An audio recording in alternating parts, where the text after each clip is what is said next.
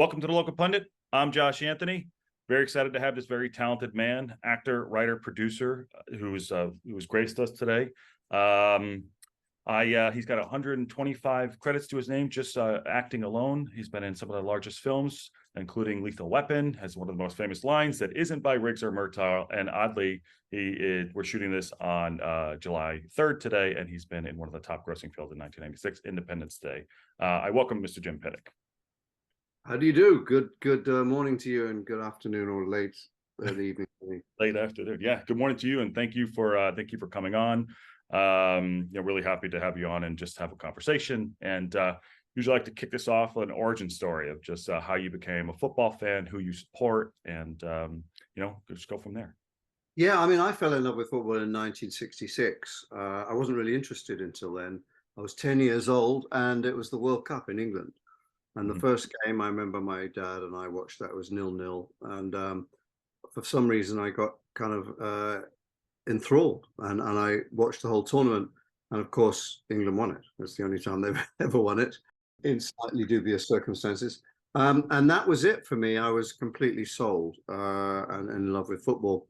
And then it was a question of, well, what team do you support? And it was tough because the big heart of that team was West Ham players or Manchester United players or Liverpool players.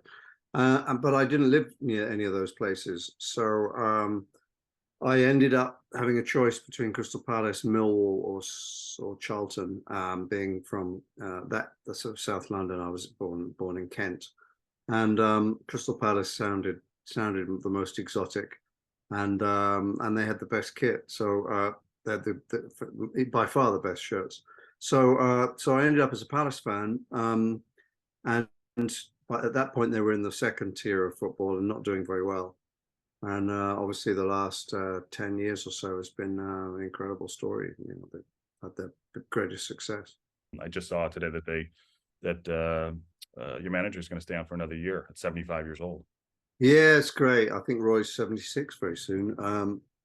It's being an old person myself, I'm very much anti-ageist, and I love that he's come in.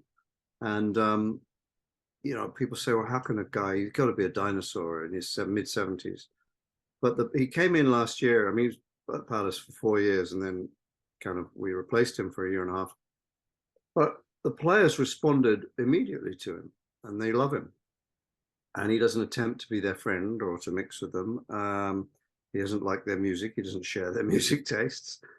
He likes books and his wine, and he's a different beast. But you get him out on the training field in his tracksuit, and he can still do it, and he knows what he's doing. He's managed at the highest level, internationally, at club level, all over the world. So I don't think you lose it. I think he's kept abreast of what's going on in football. Yeah. And I think he came in and did such a great job last year. People always say, he's a bit defensive and that, but he works with what he's got. Yeah. And he had a better squad this time when he came back in, and it showed. And we actually played with a freedom that we hadn't under Patrick Vieira in the previous 6 months. So I'm delighted that Roy's agreed to do another year with Ray and Paddy and Dean. And I think that's a very smart choice, because this is a consolidation. Well, every year is a consolidation year for Palace, just staying in the division, but really is because they're starting building the new stand next summer. Oh, wow. And it's really important just to stay in the Premier League for another year and get that funding, all sorted out, because they're not cheap, new stands. Yeah. So that's been a long time coming, and they've done the academy. We have one of the best academies in the world now, and that took 4 or 5 years to get that together, and the stadium has taken a while to put together. So finally they've got the go-ahead to start. Over the course of the years, you've obviously stayed connected to the club. Are you a season ticket holder now? I mean, I know you're in London now. Do you get to go to a lot of games? I'm not. I mean, I'm here half the year, basically, almost half the year now. I'm not a season ticket holder. I'm persona very grata. I founded the Supporters Trust in 1999, which helped save the club, and the current ownership remembered that. and they invited me to come to lunch in the boardroom when I was back about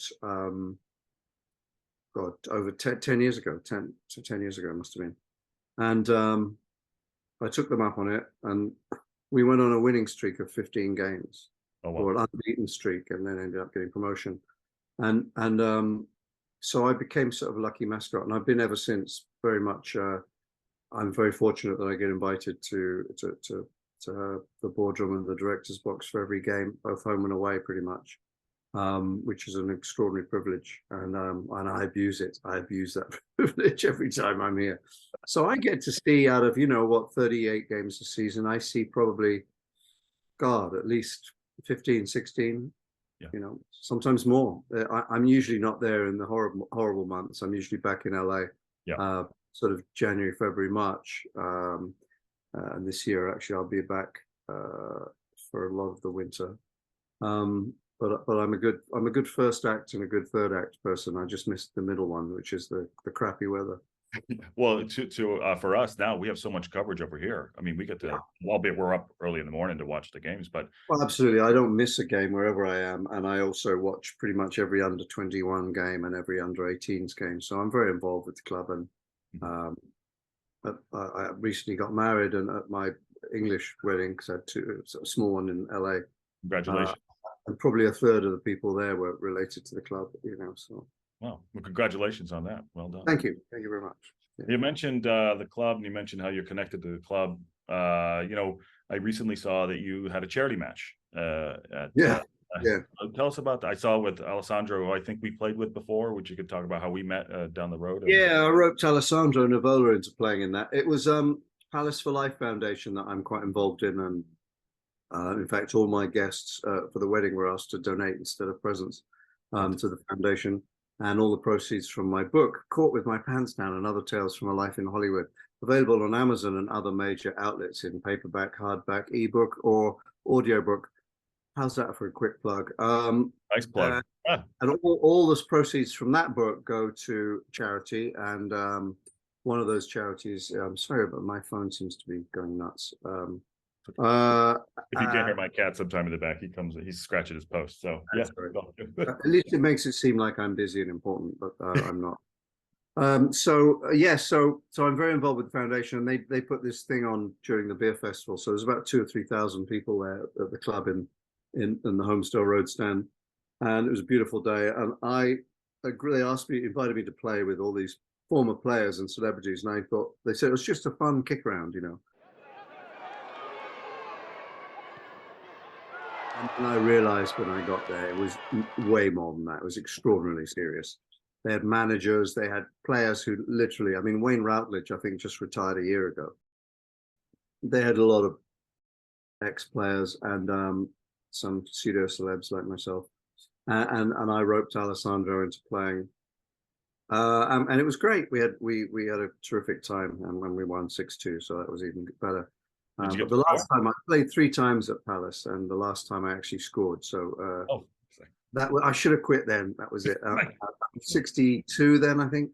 But I was at this time, I believe the Guinness Book of Records is checking into it. At 67, I'm the oldest person ever to play in a competitive game at Crystal Palace. Really? Okay, you got to keep us posted on that. Let us know if that goes through. I played for about 45 minutes, probably. I think I played about half the game. That's a good run out. That's a really good run out. And we've met. There's a team here in the States that they're kind of, I don't know, the Geezers. We played on Sundays together several times. Call me playing not that great, but I play with you. Did fantastic. Yes, No, you were a strong, powerful player. Yeah, I never liked clashing with you because I'd always end up on the floor. You're twice the size of me. And you had twice the skill, but it was always fun. And to me, like that, I think that's part of what football, bringing people together. You mentioned having the charity events and doing those. I think there's just something very special about that. So absolutely. I mean, I still play here occasionally on Saturday mornings on Wandsworth Common with some kind of the fat dads, they call it. But there's the fat dads and their sons. And it's pretty much similar to the game we used to play. It's you pick 2 teams, and it's quite organized, but it's not like a competitive game.